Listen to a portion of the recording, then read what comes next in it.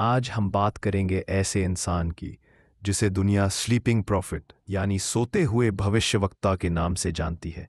एक ऐसा व्यक्ति जो नींद जैसी अवस्था में लोगों की बीमारियों का इलाज बता देता था, भविष्य की घटनाएं देख लेता था और आत्मा, पुनर्जन्म, आध्यात्मिकता पर चौंकाने वाले खुलासे करता था। यह कहानी है एडगर केसी की।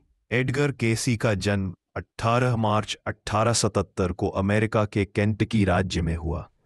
बचपन से ही वे बेहद सामान्य और शांत स्वभाव के थे, लेकिन उनके आसपास कई अजीब घटनाएं होने लगीं।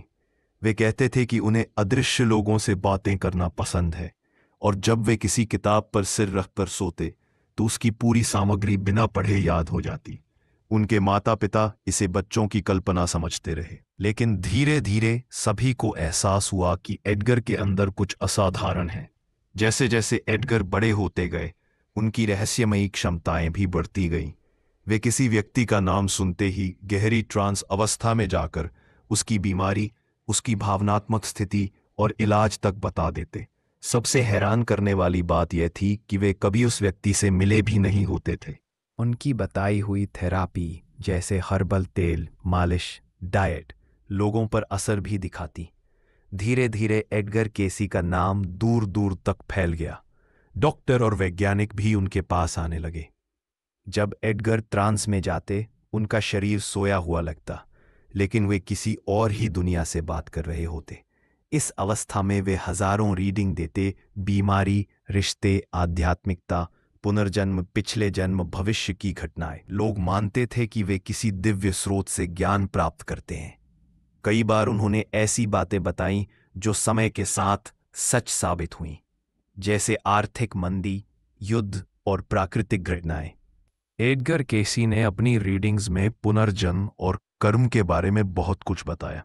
उनके मुताबिक इंसान का जीवन केवल एक जन्म तक सीमित नहीं, हम कई जन्म लेते हैं और हर जन्म में किए गए कर्म अगले जन्म में असर डालते हैं।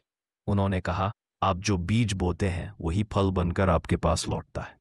उनकी इन शिक्षाओं ने लाखों लोगों के जीवन की दिशा बदल दी। एडगर केसी ने प्राचीन सभ्यताओं के बारे में भी जानकारियां दी। उन्होंने कहा कि अटलांटिस नाम की एक अत्यंत उन्नत सभ्यता अस्तित्व में थी जो प्राकृतिक आपदा से नष्ट हो गई। उन्होंने यहां तक दावा किया कि भविष्य में अटलांटिस के अवशेष समुद्र से बाहर आएंगे। हालांकि ये दावा आज भी विवादों में है, लेकिन कई खोजकर्ता केसी की रीडिंग्स को एक संकेत की तरह मानकर खोज जारी रखे हुए हैं। एडगर केसी ने अपनी जिंदगी में लगभग 14,000 से ज्यादा रीडिंग्स दी।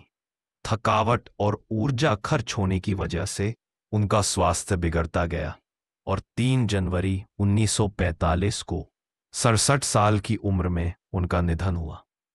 लेकिन उनकी दी हुई रीडिंग्स और शिक्षाएं आज भी जीवित हैं। उनके नाम पर ARE, association for research and enlightenment, आज भी विश्व भर में आध्यात्मिक और वैकल्पिक उपचार का केंद्र है।